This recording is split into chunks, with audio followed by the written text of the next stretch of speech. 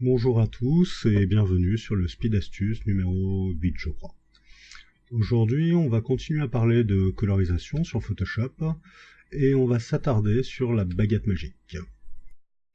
Alors la baguette magique, à quoi ça sert?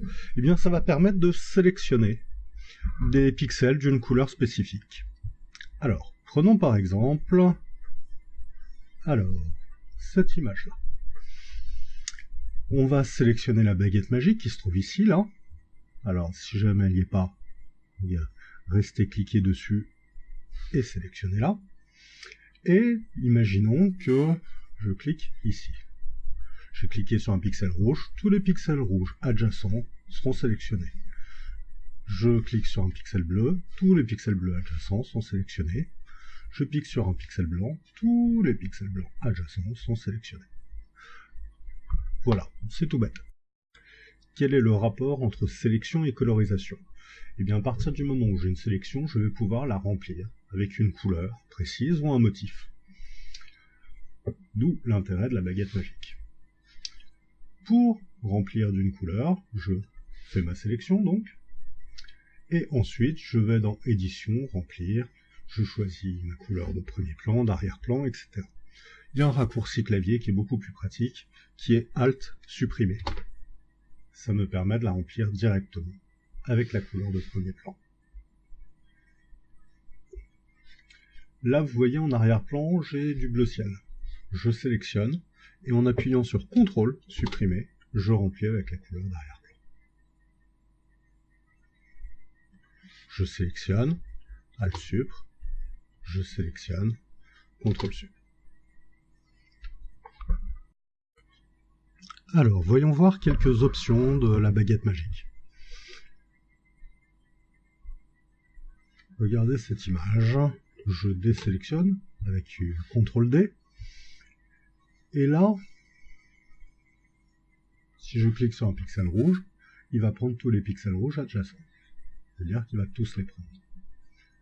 Mais imaginons qu'ils ne soient pas reliés, comme ceci. En décochant pixel contigu, je vais pouvoir sélectionner tous les pixels rouges de l'image, ou tous les pixels bleus.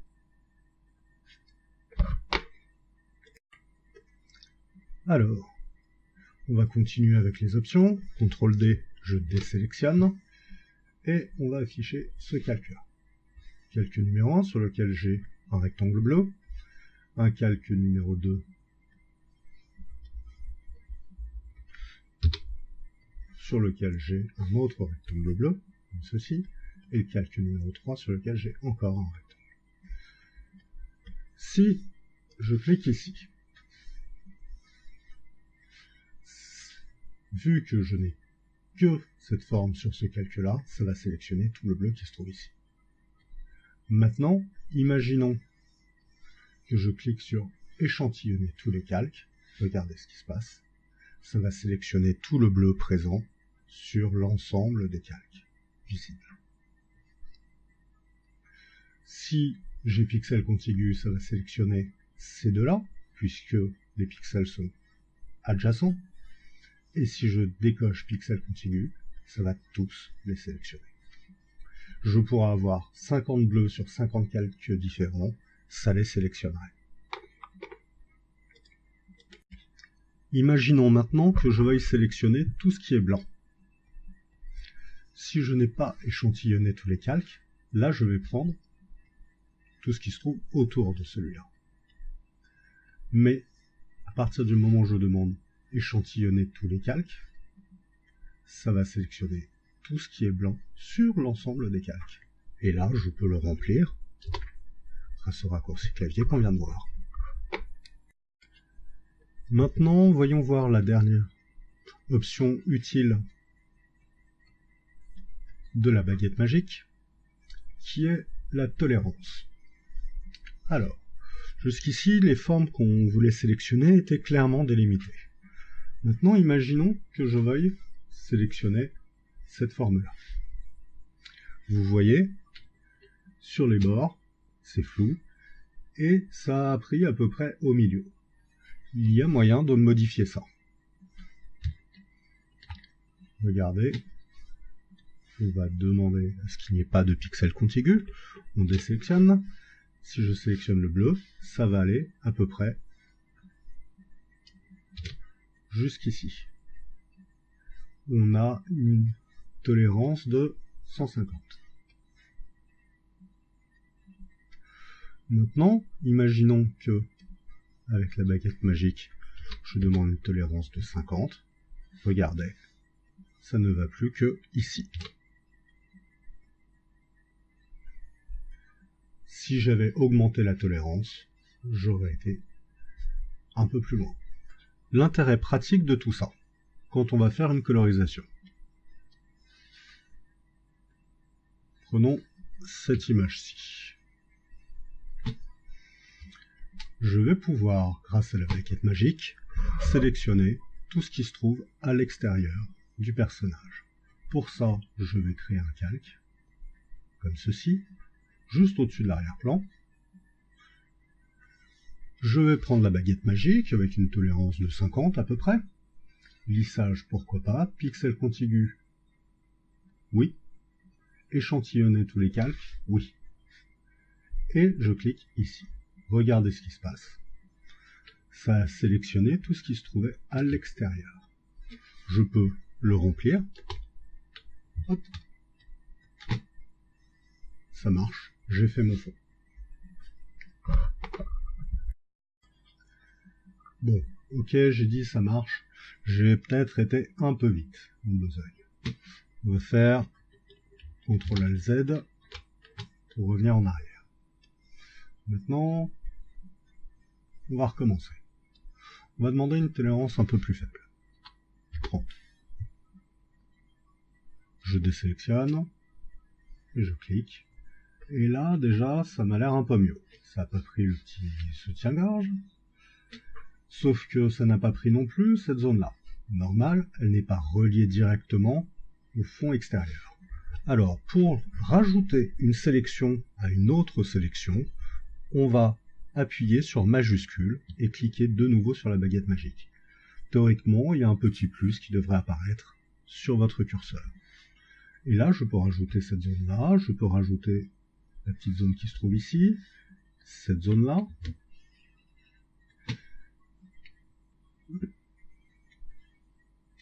Cette zone ici, celle-là, celle-ci, celle-ci,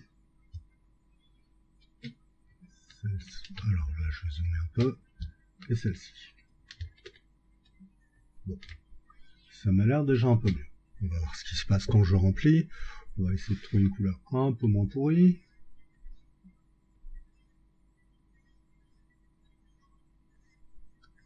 Voilà, comme ceci. Bon, c'est pas si mal. Alors, autre raccourci clavier, je vais appuyer sur CTRL-H. Qu'est-ce qui se passe? On pourrait croire que ça a désélectionné, en fait ça n'a fait que masquer la sélection. Elle est encore active. Par exemple, si j'appuie sur CTRL supprimer, ça remplit avec la couleur d'arrière-plan. La sélection est encore là. Et donc on va pouvoir vérifier, et on voit que à certains endroits, ici, ici, et quelques autres,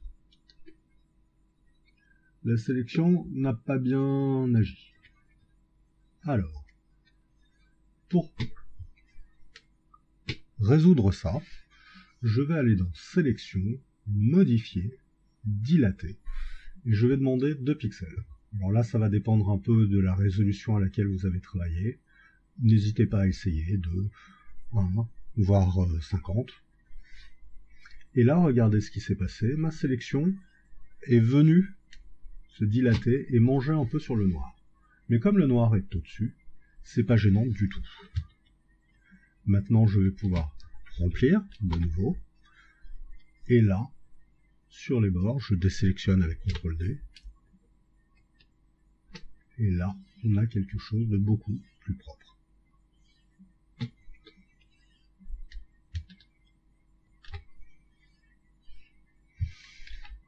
J'ai cette sélection. Alors, en appuyant sur CTRL et en cliquant sur le calque ici, là,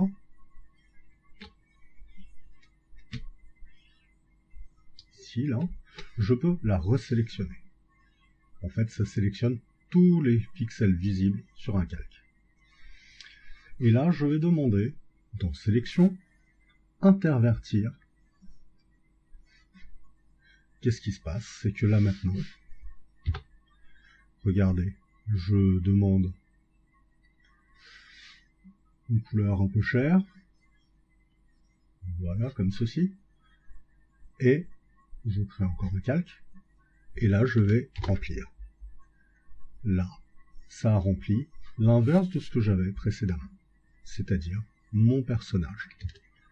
Et là, grâce à la baguette magique, très rapidement, on a pu détourer le personnage du feu. Dans le feu de l'action, je me rends compte que j'étais un peu vite. Nous venons donc de voir la touche majuscule qui permet d'ajouter une sélection à une autre sélection, comme ceci. Et ce, peu importe l'outil que j'utilise, ça va rajouter à chaque fois, y compris la baguette magique par exemple. Et avec la touche Alt, je vais pouvoir retirer une sélection à ma sélection. Et ce, là aussi, peu importe l'outil.